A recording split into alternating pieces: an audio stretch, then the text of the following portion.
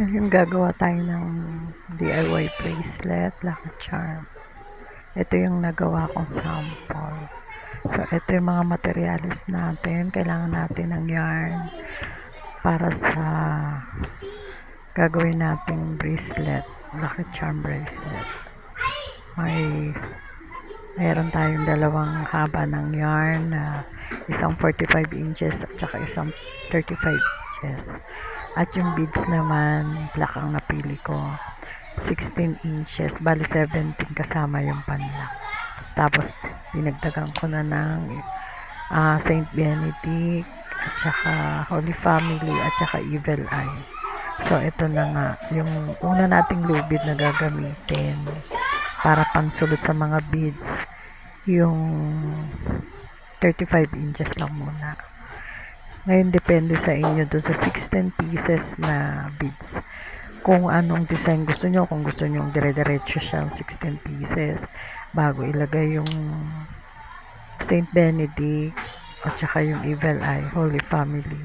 Or gusto nyo, sa gitna nyo siya ilagay. Depende sa inyo kung anong design gusto nyo. So, ayan na nga, sinusuot ko na. Medyo mahirap isuot. Depende kasi sa beads kung maliit yung butas. Yung yarn na yan, yung ginagamit talaga yan sa paggawa ng mga bracelet. So, ayan na nga, naisuot na yung 16 pieces. So, sinunod na yung Saint Benedict at saka yung Holy Family. Tsaka yung Evil Eye. So, ipapatong na natin. Medyo iaangat lang natin sa pako para maano siya. Malak siya. Pag nilagay yung pangalawang yarn, i-adjust natin para meron siyang sobra sa dulo. Para pag ginawa yung lock, may paglalagyan ng lock. So, ilagay na yung pangalawang yarn, yung mas mahaba na 45 inches. Tapos, kailangan siya pantay, nasa gitna. Yan, ilalak natin yung dulo. Lalak natin yan. Dalawang lock siya para medyo matibay. Yan. Yan na nga, guys. Yan, ilalak yan. Isa pang lock. Papantayin muna para pantay siya talaga.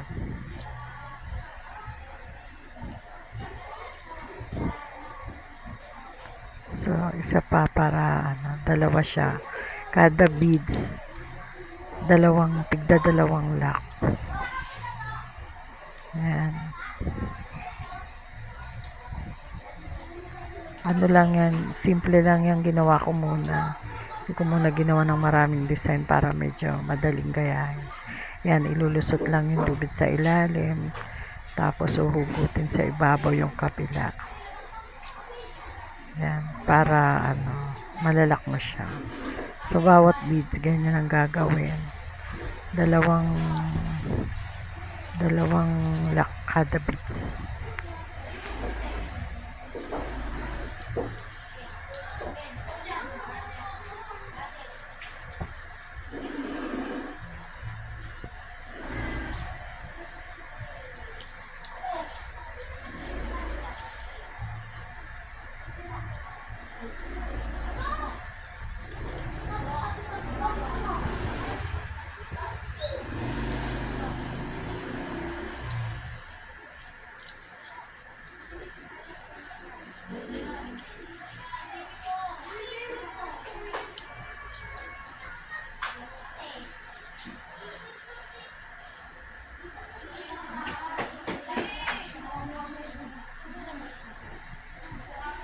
Tsaka lang talaga mga nanay. Dalawang lock kada beads. Matibay yung yarn na ginamit ko. Para talaga yan sa mga ganyang bracelet. Yan. Ilalak siya para hindi siya matanggal.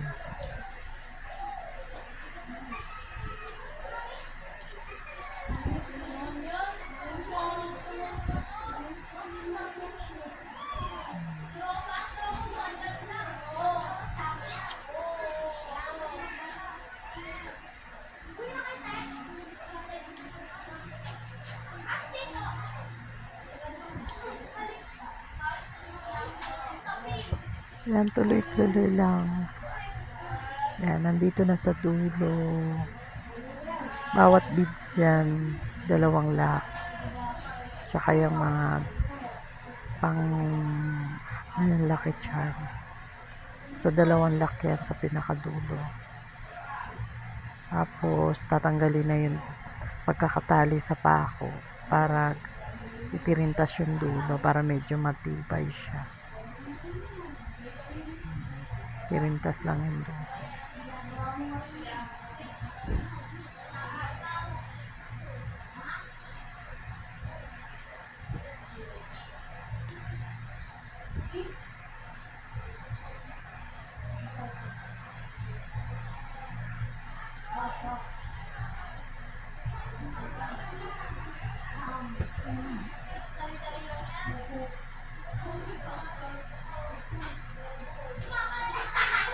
Ipisirintas lang siya para medyo matibay saka hindi maghiwalay kasi pagka sa lock minsan nakakalas, so tinirintas ko na lang siya para medyo matibay naman.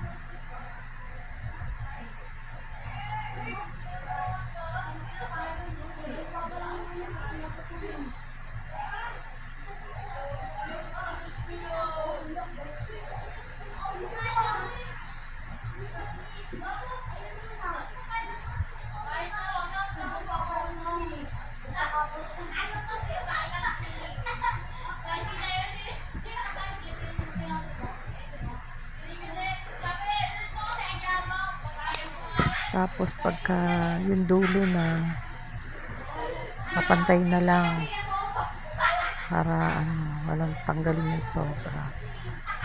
Basta yung yarn yan is 45 inches yung pinakamahaba, 35 inches yung maiksi. Tapos yan ipapasok yung huling beads yung pang 17 para sa lock. So ipapasok dyan, tapos bubuhulin para matibay, para hindi siya matanggal.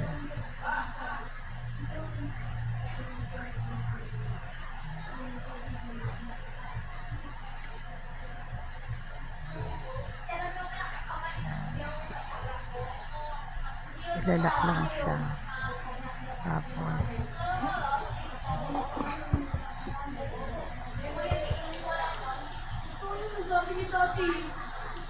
ganun din sa kabila, itipirintas din yung kabila.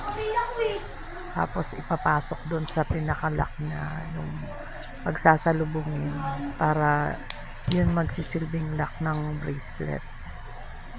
Yan, yan yung pinakadulo. So itipirintas natin ulit para matibay siya kasi usually yung ibang bracelet na ganyan hindi nila tinipirintas, kaso pag natanggal yung sinusunog pa kasi yung dulo niyan para medyo matibay. So minsan pag nababasa, natatanggal yung lock, yung sinunog, kumakalas, kaya minsan madaling masira siya. So yan, iisip ko na lang, pirintas ko na lang para kahit paano matibay, kahit mabasa or may ginagawa, hindi siya matatanggal. So pagkatapos nga ng pirintas yung kabilang dulo, so ayan na guys, inano ko yan, sinundihan ko pa yan ng pospro, wala kasi akong lighter para magdikit, ang hirap kasi ipasok.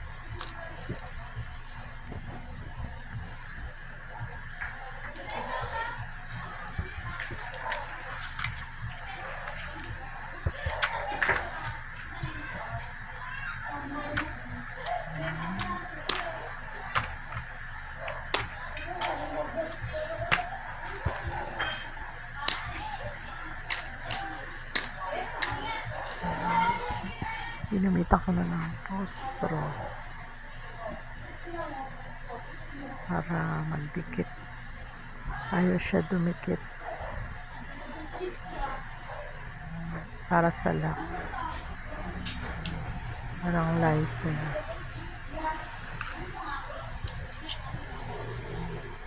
So ipapasok yun sa kabilang sa isang beads pagsasalubong yun para sa lock. Yan, medyo mahirap siya ipasok kasi medyo makapal na eh. Pinirintas ko, tsagaan na lang para ano. So yun na nga, napasok na, eto na, finished product. So yun na guys, yung finished product at saka yung mga nagawa ko. Sana ma-inspire kayo.